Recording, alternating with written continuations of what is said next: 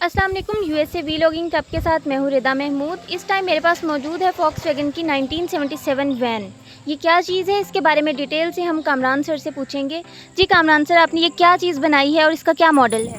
जी, ये वॉक्सवैगन की camper van है। इसको माइक्रोबस भी कहते हैं।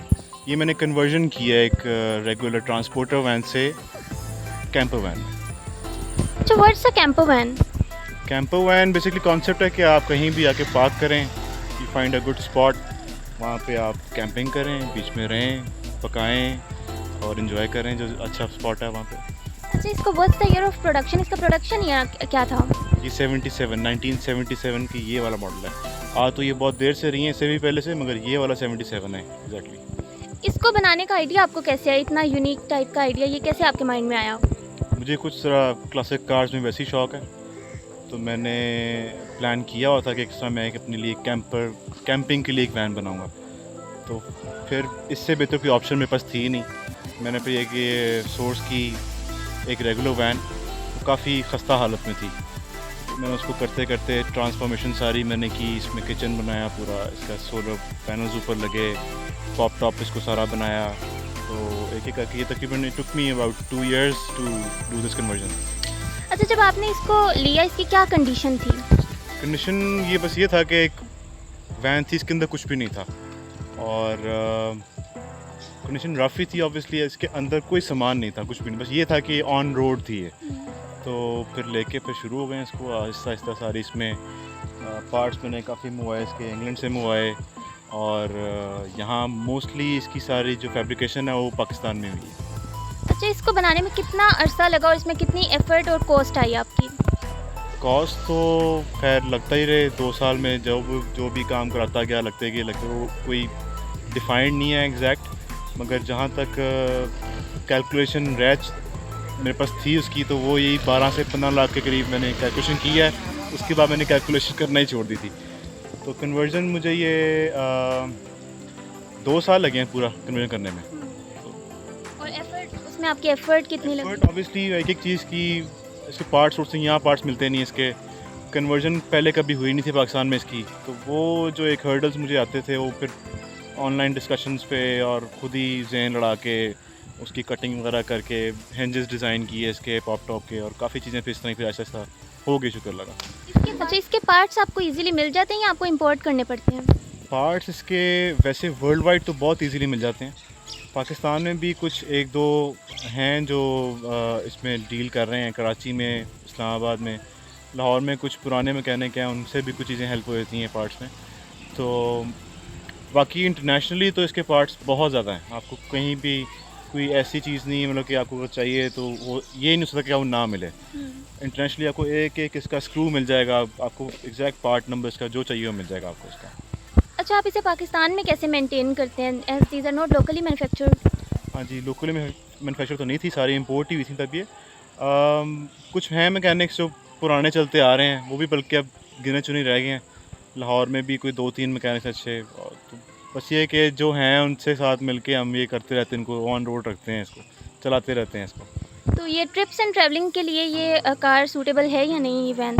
जी बिल्कुल है, अगर ये अच्छी मेंटेन हुई हो तो। मैं इसमें फैमिली के साथ ट्रिप करके आया हूँ, अपना गिलगित हुंजा पसू तक गया हूँ मैं इस पर, my wife and my kid. बड़े सुकून से गए हैं, बहुत इन्जॉय किया है, कोई होटलिंग नहीं की, इसी में कैंपिंग की है, इसी में पकाया है, इसी में रहे हैं। तो ट्रैवलिंग तो उस पर जहाँ मर्जी आप चाहें, और बहुत कंफर्टेबल ड्राइव है। वो अलग बात है कि बहुत स्लो है, मगर चलती है, हर जगह चले जाती है। कितने दिन का आपका टूर था जो आप करके आए हैं? ये था मेरा 8 days का।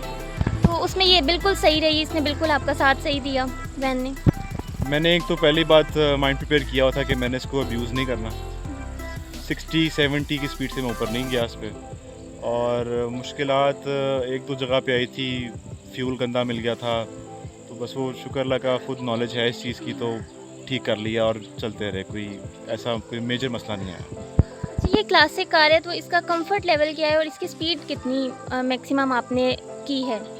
स्पीड वैसे तो देखा है तो 100-110 तक ये जाती हैं आराम से, मगर जब आपने ज़्यादा लंबी ट्रैवलिंग करनी हो तो प्रेफरेबल यही होता है कि इतनी पुरानी चीज़ को आप उसकी लिमिट्स तक ना लेके जाएं, आप उसे अंदर ही रहें तो फिर ही चलती रहती है, वरना आप भी तंग होंगे, ये भी तंग होगी, तो ये अच्छा, ये आपने इतना पूरा चलता फिरता घर बना दिया, इसमें किचन है, 2 बेड हैं, सिंक है, फ्रिज है, सब कुछ है, तो वॉशरूम का आपने नहीं इसमें किया कुछ, या वो आपने किया हुआ है वॉशरूम का भी सिस्टम?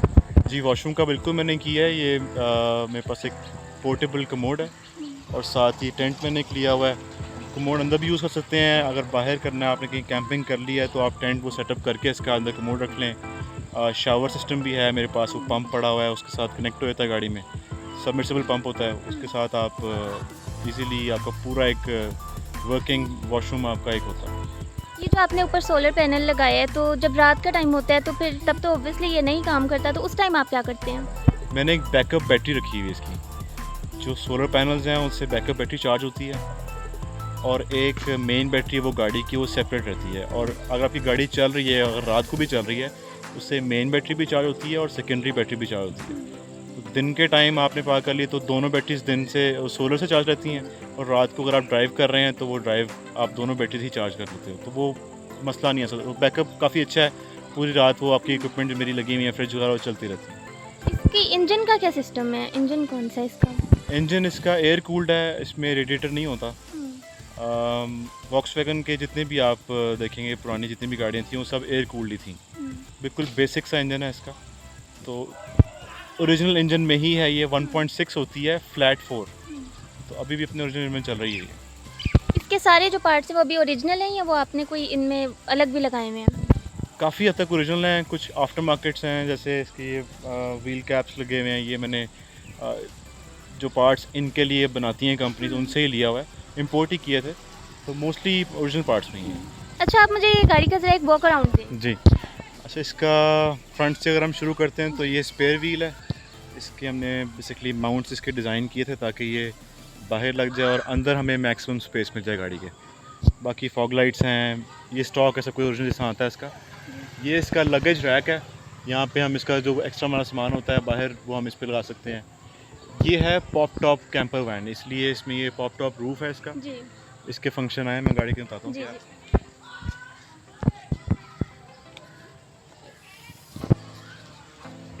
अच्छा, ये बेसिकली इसलिए खुलता है ताकि आपको ऊपर एक बेड बन जाए, आपका एक पूरी स्टैंडिंग स्पेस हो आपके पास। ये इसमें ये इसके विंडोज़ हैं, ये एलसीडी लगी हुई है इसकी, फैंस हैं, ऊपर के बेड की अलग लाइट है, ये सारा से कंट्रोल पैनल है नीचे लगा हुआ जो, इसमें आप फ्रिज भी ऑन कर लेते हैं, फ़ैन, लाइट्स, आप ये जो सिंक लगा हुआ है, सिंक ऑन करने के लिए भी स्विच लगा हुआ है इसका पंप होता है अंदर। अब इसके अंदर देखिए आप, तो इसमें एक 2000 वाट का इन्वर्टर लगा हुआ है, सोलर का चार्ज कंट्रोलर लगा हुआ है इसका। यही सी बेड बन जाती है इसकी।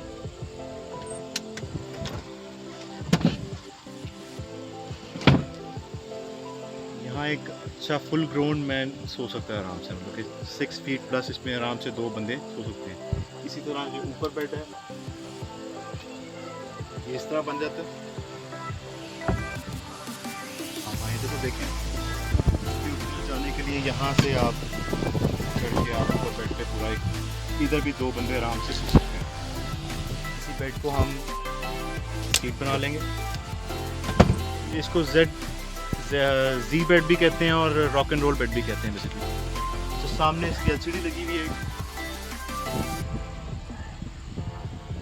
ये स्टीरियो के साथ कनेक्टेड है, ये इस पे स्टोव लगे हुए हैं, इसका सिलेंडर भी इसके अंदर पड़ा हुआ है, और ये स्टोव लगे हुए हैं। आपने जो भी कुकिंग करनी है आपके पास इतनी स्पेस होती है कि आप खड़े होकर आराम से इसमें कुकिंग कर सकते हैं। ये इसका फ्रिज है, इसमें फ्रीजिंग ऑप्शन भी होती है, एक छोटा सा फ्रीज़र ऊपर होता है, और साथ बाकी ये चिल्ड आपको पानी की बोतल भी नज़र आ रही है। ये फ्रीज़ भी करता है और बड़ा अच्छा रेफ्रिजरेटर कंप्रेसर फ्रिज है ये 1224 वोल्ट्स DC कंप्रेसर फ्रिज है ये। इसके ड्रॉर्स हैं, जो भी आपने सामान अपना रखना है इसमें आप रख सकते हैं, या सारे किचन के सारी क्रॉकरी वगैरह इसमें पड़ी हुई है। ये सिंक का, इसके नीचे पंप है, साफ़ पानी का भी कैन पड़ा हुआ है और ग्रे वाटर का भी। इसमें मैक्सिमम कितने लोग ट्रैवल कर सकते हैं? इसमें ट्रैवल तो अबाउट 6 कर सकते हैं, मगर 100 इसमें 4 सकते हैं, क्योंकि ये कैपेसिटी 2 बंदे के लिए और 2 बंदे ऊपर सो सकते हैं। अच्छा, आपने वॉशरूम का जिक्र किया, तो इतनी छोटी सी स्पेस में आपने वो कैसे मैनेज किया? हाँ जी, मेरे पास एक पोर्टेबल कमोड है जिसका जिक्र किया था मैंने आपको। आप आए, आपको मैं दिखाता हूँ। 2 ऑप्शंस हैं मेरे पास। मैं चाहूँ तो इसी कमोड को गाड़ी के अंदर भी यूज़ कर सकता हूँ, और अगर जहाँ मैं कैंप करता हूँ तो ये एक पॉपअप टेंट है, ये कहीं भी मैं इसको सेट कर सकता हूँ बड़े ही इजीली, और ये इसके अंदर से कमोड आ जाता है। इसी तरह मेरे पास इसके शावर भी है, जो इसको पूरा एक कंप्लीट वॉशरूम बना देता है। लॉन्ग ड्राइव का मूड हो या पिकनिक का मूड हो, इसमें आपको ये मसला नहीं कि आपको होटल बुक करवाने, जहां आपका दिल करे आप इसे पार्क करें और कैंप करें, घर का घर और गाड़ी का गाड़ी। इसी के साथ साथ आप लोग मुझे दीजिए इजाज़त, अपना बहुत सारा ख्याल रखिएगा। अल्लाह हाफिज़।